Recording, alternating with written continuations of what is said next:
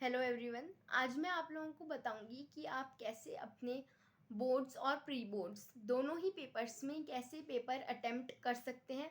मतलब मैं आपको पेपर राइटिंग के बारे में आज बताने वाली हूँ।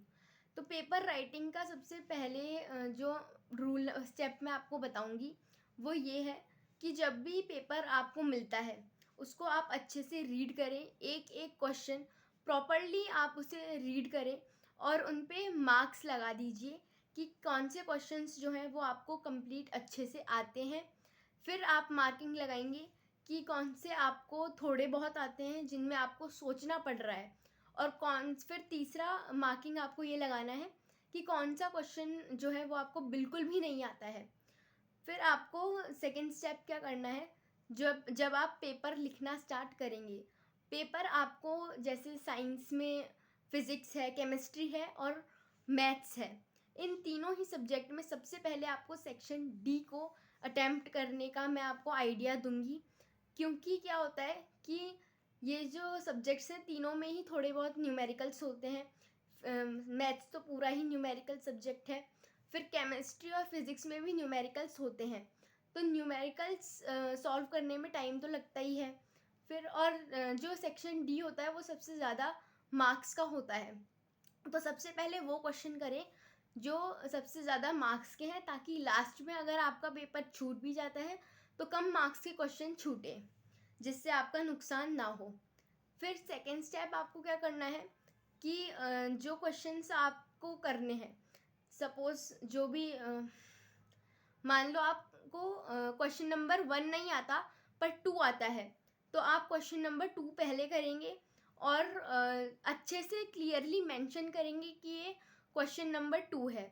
बिल्कुल भी जब भी आप क्वेश्चन की मार्किंग्स करेंगे पेपर के अंदर लिखते टाइम, बिल्कुल भी गंदी राइटिंग में मत लिखिएगा।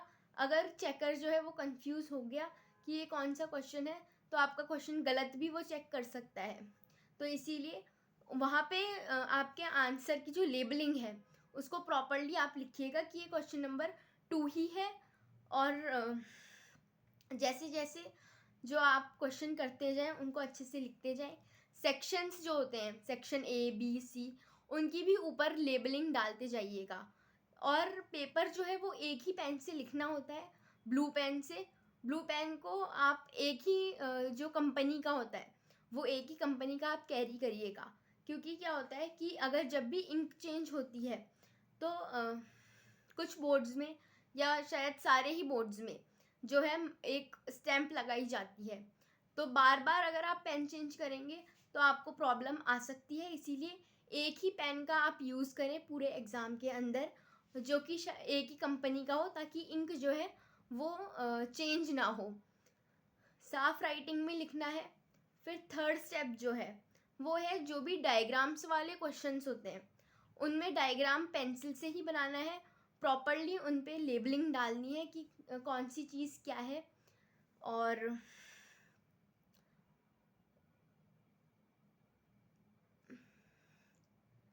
फोर्थ स्टेप ये है कि जब भी आप पेपर लिखते हैं उस टाइम पे एक एक चीज़ आपको अच्छे से मतलब लिखनी है, प्रॉपरली सीक्वेंस मतलब एक मेंटेन करना है सीक्वेंस। जैसे कि थोड़ी गैपिंग भी डाल दीजिएगा पेपर में, जैसे कि क्वेश्चन नंबर 1 और 2 में कम से कम 2 लाइन का के बाद में आप जो है आंसर लिखना स्टार्ट करिएगा। जिससे क्या होगा, आपकी जो आंसर शीट है वो सुंदर भी लगेगी और जो चेकर है वो कंफ्यूज नहीं होगा कि एक ही आंसर है या अलग अलग आंसर है। और लास्ट जो स्टेप है या जो मैं आपको टिप देने वाली हूँ वो ये है कि जो प्रिपरेशन आप कर रहे हैं आज की डेट में, मतलब आज जो आप करते हैं वो आप अच्छे से एक बार लिख के ज़रूर प्रैक्टिस कीजिएगा। और जो भी डायग्राम्स हैं उनकी भी प्रैक्टिस आप अभी से करिएगा।